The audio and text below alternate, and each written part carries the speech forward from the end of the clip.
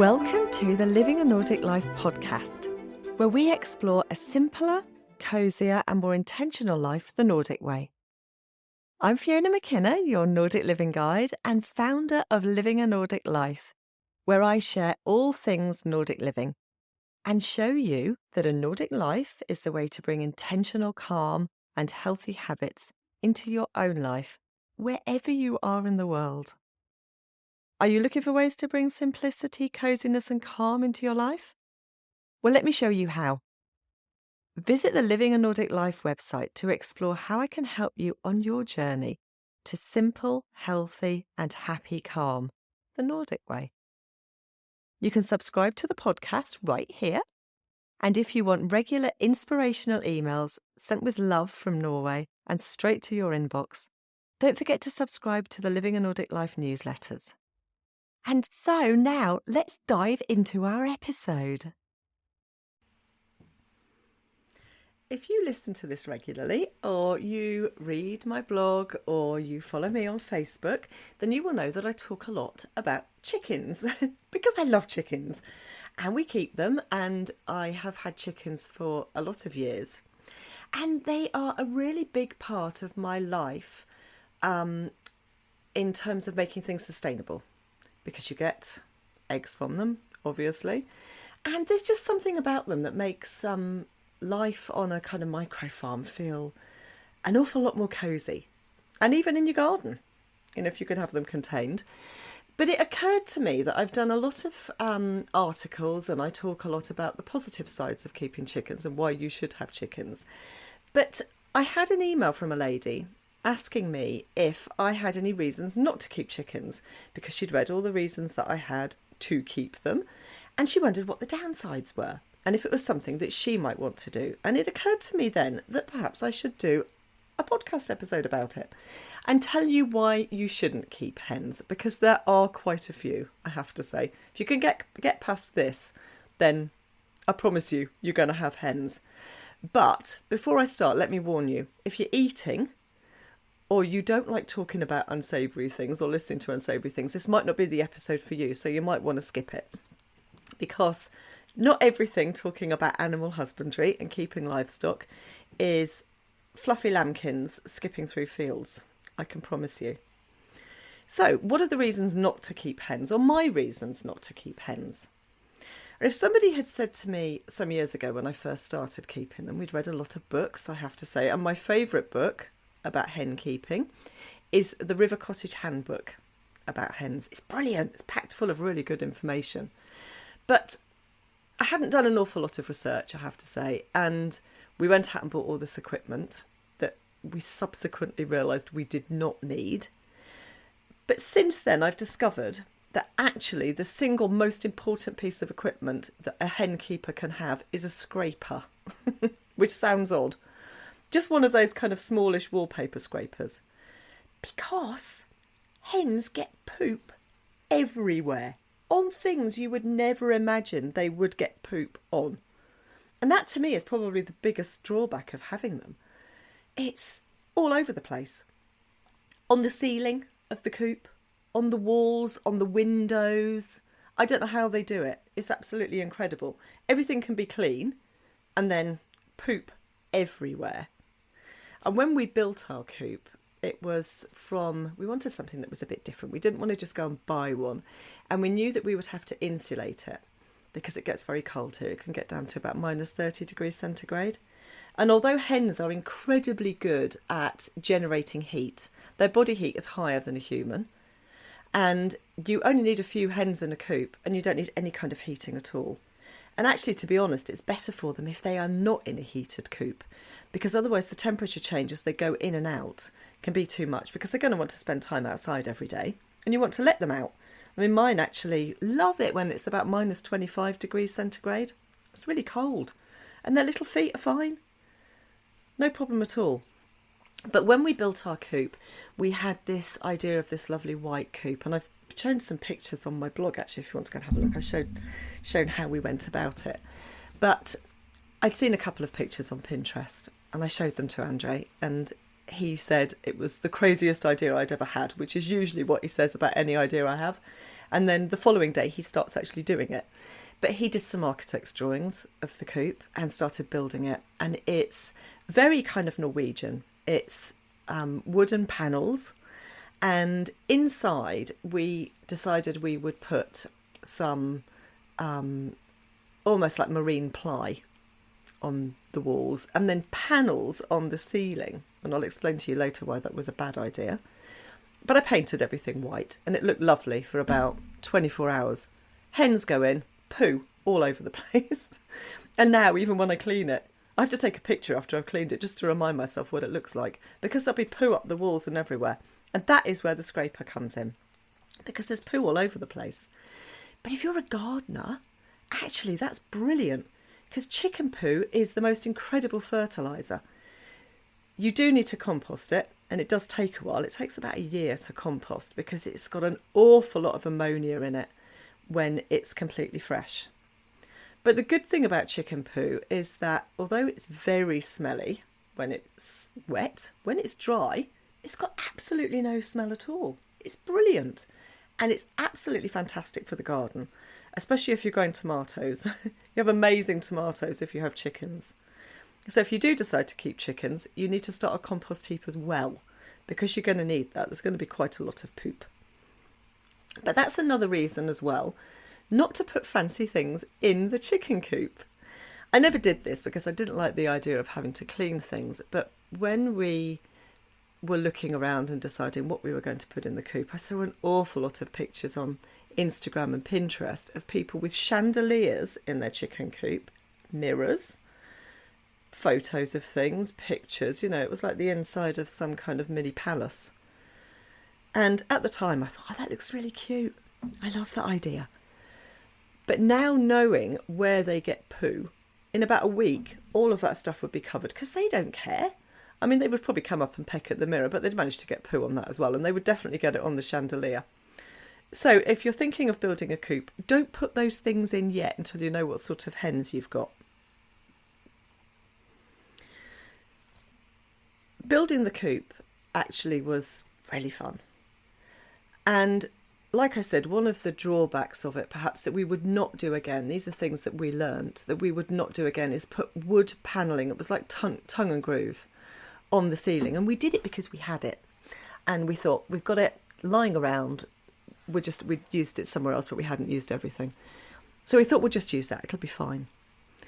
But you do get things in it, and it's not just dirt and stuff like that. It is also parasites which get in there, which I'll explain in a minute. But one of the things that we did that I am most pleased with the coop was lino on the floor. I knew that we would have to give it a clean and possibly a wash, and there would be poo and unsavouries on the floor. So we decided to put some really hard-wearing vinyl down.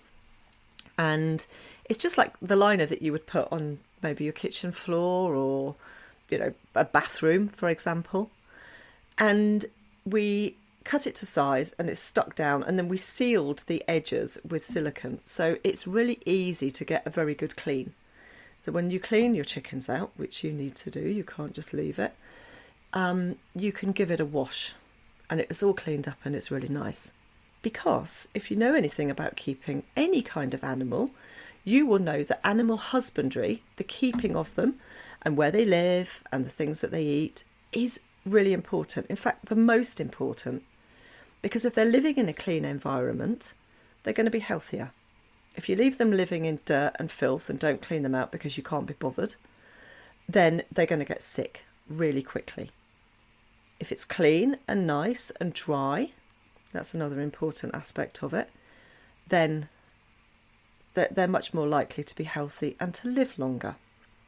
And that's important with a coop, that you don't have any drafts, that they have plenty of light, because they need, over the winter, if you live in an environment like ours where it gets very dark, they need 10 hours of daylight a day in order to be able to lay eggs. Although I let mine have a kind of winter holiday, so we don't put the light on in the coop. At some point I decide to put it on a timer so that they have plenty of light, because I feel otherwise they're in the dark a lot of the time and they go to bed very early. But their bodies need that little bit of time to rest because they're laying an egg every day, almost every day. Every 26 hours, on average, they produce an egg. And that can be quite wearing. And when you get to the autumn, they start to molt. So you get feathers everywhere. Another drawback, you do an awful lot of cleaning up of feathers and your chickens look like they've been plucked. I mean, they will quite often, they'll be wandering around with almost no feathers while they grow a new set of feathers. So they need a little bit of time to rest and recuperate and use their energy to create a lot of lovely feathers ready for the winter. One of the things that I find myself doing a lot with chickens is Googling the life cycle of parasites. I think probably 90% of chicken keeping is scraping poop off things, Googling at the life cycle of parasites, and hunting for parasites. And it's about 1% collecting eggs. But there are several that we have found that occur regularly. And again, keeping everything clean is crucial for this. One of them that lives on the chicken, and they often come off wild birds, is lice. Northern brown lice, they're called, and they look a little bit the shape of a grain of rice, very small, only a couple of millimetres long, and a sort of sandy brown colour. And they live on the chicken's skin at the base of the feathers, and they suck their blood. And if you have enough on there, it will make your chicken anemic. And they do grow very quickly, and they're quite difficult to get rid of, I have to say. If you can get ivermectin, then a couple of drops of ivermectin on the chicken's skin works really well. And then about 10 days later, so that if there are any eggs from the lice, then that will kill them off. But whilst the chickens are being treated with ivermectin, you cannot eat their eggs, and you can't sell their eggs. The eggs have to be thrown away. Egg withdrawal, it's called. And you just have to admit that you've got that period of time where they don't have it. If you live in the UK, you can buy chicken food that is already coated with ivermectin, so it's absolutely perfect. Otherwise, you have to buy it in a little bottle if you can get it. And you don't put it in their mouth, you put it on their skin. A bit like you would do with one spot on dogs and cats, that kind of thing, on the back of their neck. An alternative to that is a garlic spray, which I have tried, and I have to say I had kind of middling results with that. You basically nuke up some garlic with water, raw garlic with water, and then sieve it, and you put it in a spray bottle and you spray it on the hens, and it's supposed to get rid of the lice. And it worked on some of them, didn't work on others. It was long-winded because you have to do it every couple of days, and they didn't like it. They never like it. They never like having any kind of treatment. The biggest problem that we find with parasites is red coop mite. And they're another blood-sucking parasite, but they don't live on the hens. They live in the coop. So the hens will go into bed at night and they'll go and roost, and the parasites can smell them. And these tiny little things, almost like a grain of sand, but a sort of dark red colour, almost black, will scuttle about or drop down onto the hens, suck their blood and leave. And if you have hens that are free ranging or you have wild birds around, you're going to get coop mite at some point. There's a bit of a fashion at the moment for people to go to the vet and get some treatment that you put on the hens. But actually, the best treatment is to treat the coop, because it is the coop that's affected, where the hens are living, inside. They're not usually outside. And it's an easy treat, but it is time consuming, and you have to be quite dedicated to that. We usually have to do it about once a year. The coop mites are at their worst as winter turns into spring. And I don't know why, never in the winter. And there are just a couple of ways of killing them. You can kill them with heat, but you don't want to set fire to your coop. You can kill them with cold, real cold, minus 22 degrees centigrade or below. So when we have very cold days in the winter, which we do, I'll open up the entire coop, I'll turn off the heating, and make sure everything is open, and hopefully it kills the coop mites. Otherwise, you have to disinfect your coop, and that involves cleaning it out completely, hoovering it if you need to, with one of those kind of industrial hoovers, that can be washed. You don't want to have the the mites in there, because the eggs will live for a long time, and even the female mites will live for about 8 months without eating. So it's a long time. So you have to clean everything out, and then you have to spray it with bleach.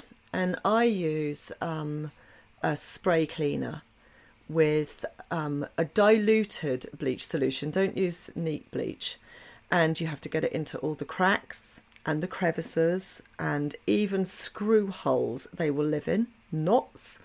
At one point, when I had coop mites the first time, I had to take all the perches off. I had to take off anything that was on the walls. And we had to spray inside the screw holes. And where we'd put this beautiful wood panelling on the ceiling, they were all in the tongue and groove and just everywhere. So you spray that, you leave it for about an hour, and then you have to rinse it all off because you don't want your chickens in there with bleach. So everything has to be rinsed off and cleaned really well, allowed to completely dry. And then your secret weapon is a thing called diatomaceous earth, which is a very, very fine white powder. You wear gloves and a mask when you're using this because it can affect our lungs as humans. And it's made either artificially, it's like a silicone, or it's made from natural diatomaceous earth, which is these tiny, tiny, tiny insects that are fossilised. And they have very hard shells that have been broken down. And when this dust gets onto the back of the parasites, it rubs it off, rubs their shells, and it kills them. So you have to kind of dust this around. It doesn't affect the chickens. They don't seem to care about it at all, actually, funnily enough. But you have to dust it around your coop in the crevices and in the corners. And once you've cleaned your coop and done your deep clean, then you can just keep doing that, and that will keep them away. I also add it to the chickens' dust bath, because when it's on their feathers and on their skin, then that will keep the parasites away as well. And we found that that is the best way to keep them at bay, because you are constantly on top of it. You never really get rid of them because they're coming from outside. And if your chickens are free ranging, then there's a good chance they're mixing with wild birds. Or if you open up your enclosure for the chickens to come out, then the little birds come in. We find that they manage to make holes. I don't know how they do that. And I'll find one in the enclosure with the hens, and they'll be happily eating the hens' food.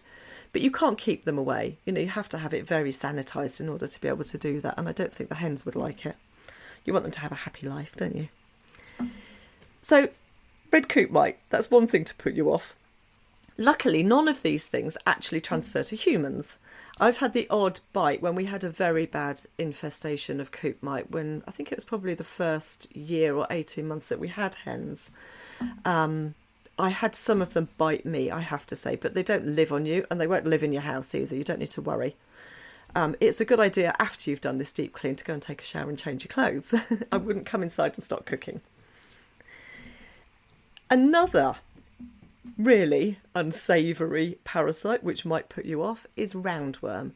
And it's a type of nematode. And if you know anything about nematodes, every species has their own. And it's a kind of white worm that lives in our lower gut, without putting too fine a point on it. If you've got kids, then you have probably heard of pinworm. It's the same thing, but it's a chicken one. So we can't pick it up. But if the chickens have it, they can feel a bit grotty, and also they start to lose weight because the roundworms are eating the food that goes into their gut. You know, they're taking away the nutrients. And again, it's something that you need to treat with. You can treat it with herbs. Oregano oil works quite well. Pumpkin seeds, funnily enough, are a very good anti-parasitic, and that works on any animal, provided they can eat pumpkin seeds. Mine aren't very keen on them. I've tried even grinding them up and hiding them, but they won't eat it. So we find that oregano oil has worked, but luckily we've only had roundworm once. But you will know because you'll see it in the chicken's poop, and you'll look at it and think, what are those white stringy things in there? Well, it's roundworm. But don't stress. There are things to treat it, and there are natural things to treat it as well. It doesn't have to be a trip to the vet. I think really when we're chicken keepers, that's another thing. We tend to do a lot of things ourselves. We tend to research a lot of stuff. We tend to take control of our hens' welfare, maybe in a way that you don't do quite so much when you have cats and dogs. You tend to rely on the vet an awful lot more. Having a dog, I do that. But with the chickens, it's harder to find a vet that specialises in chickens, certainly here in Norway. And it's actually easier and less stressful for them if you can just do these things at home. One thing about the chickens that my husband Andre absolutely hates, he loves them, but he hates this, and that is the scratching. If you've got them free ranging, they're going to be everywhere. They're not going to stay in that one area that you want them in unless you barricade it off. They're going to be all over the garden. So if you've just planted something in your vegetable patch and it looks particularly enticing, they will be in there. And they won't just peck it, they'll scratch it up. And you'll go in there and you'll find that all your beautiful lettuces and cabbages are all over the ground, out of wherever it is they're supposed to be. And the chickens are scratching around in the roots. As soon as I plant anything, they just seem to go for it. They're brilliant if you want soil moving. You need a couple of hens and they can move about a ton of earth in about an hour. And they'll be lined up.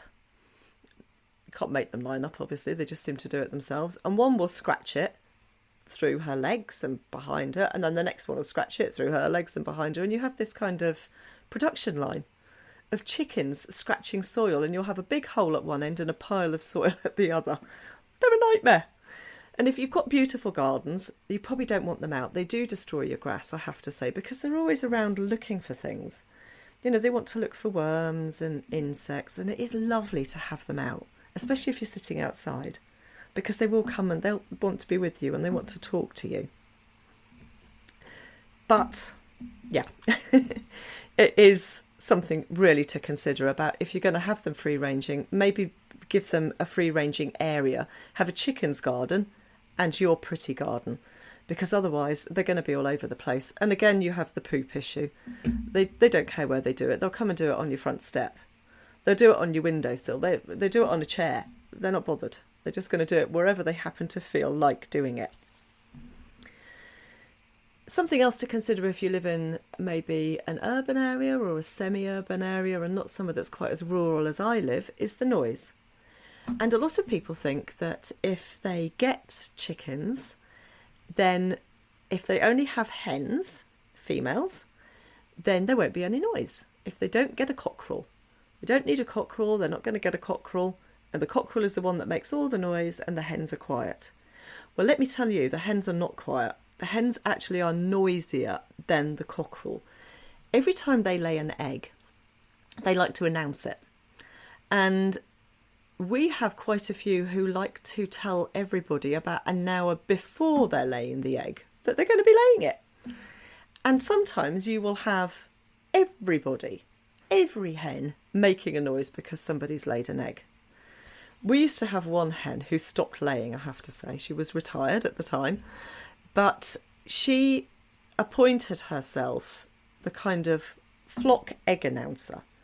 So whenever anybody laid an egg, she would announce it as well as that hen. So it was crazy. It was so noisy. And she was a big hen and she had quite a voice to her. So you have to bear that in mind because they're not going to announce their egg in the middle of the day or when it's convenient. They're going to do it at 5 o'clock in the morning. Or they're going to do it on a Sunday afternoon when everybody is outside. So it's not just cockerels that make a noise. Something that I always find funny about hens, but you might find a bit annoying if you're trying to do things and your hens are outside, is that everything has to be agreed by the committee. Whatever you're doing, they will decide that they are going to come and help you. And it won't just be one, it'll be everybody.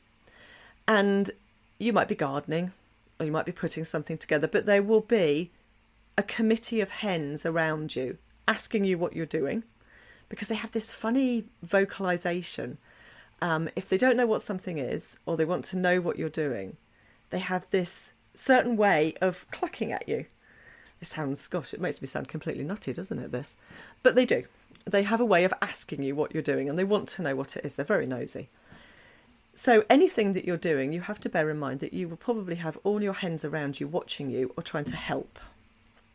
I try to keep them away from my vegetable patch, I have to say, because as soon as I start doing anything there or in the compost heap, there will be a bunch of hens over wanting to know what it is I'm doing and trying to help.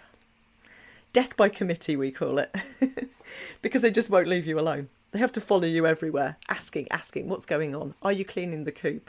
What is that you're eating? What are you doing? Why are you sitting down? All the things.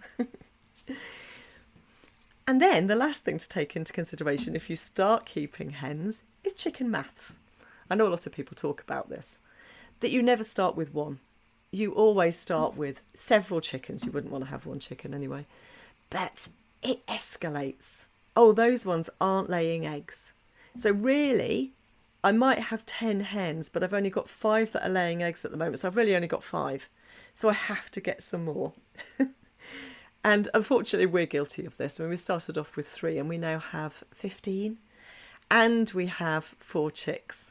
Because once they get beyond a certain age, they slow down with the egg laying. So you kind of want to keep up with it, don't you? So you want to refresh your flock every year if possible. And that is where the chicken maths comes in.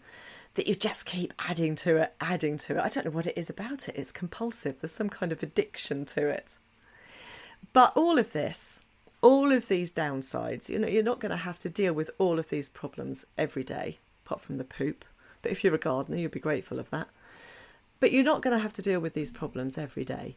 And the upside is that you have some really clever, because chickens are really bright, really clever, really interesting, fun personalities in your life who also give you eggs. How wonderful is that? So I hope this hasn't completely put you off, and I hope maybe you found it a little bit amusing. And if you've enjoyed this episode, please subscribe to the Living a Nordic Life newsletters so you can get an email when I release a new episode. It's a quick and easy way to keep up with all things Nordic living. Please visit livinganordiclife.com. You can listen to Living a Nordic Life on lots of podcast apps, including Spotify, Apple Podcast, Google Podcasts, and plenty of others. If you've enjoyed the Living a Nordic Life podcast, why not leave me a rating? So that's the end of Living a Nordic Life for today, and I look forward to seeing you next time.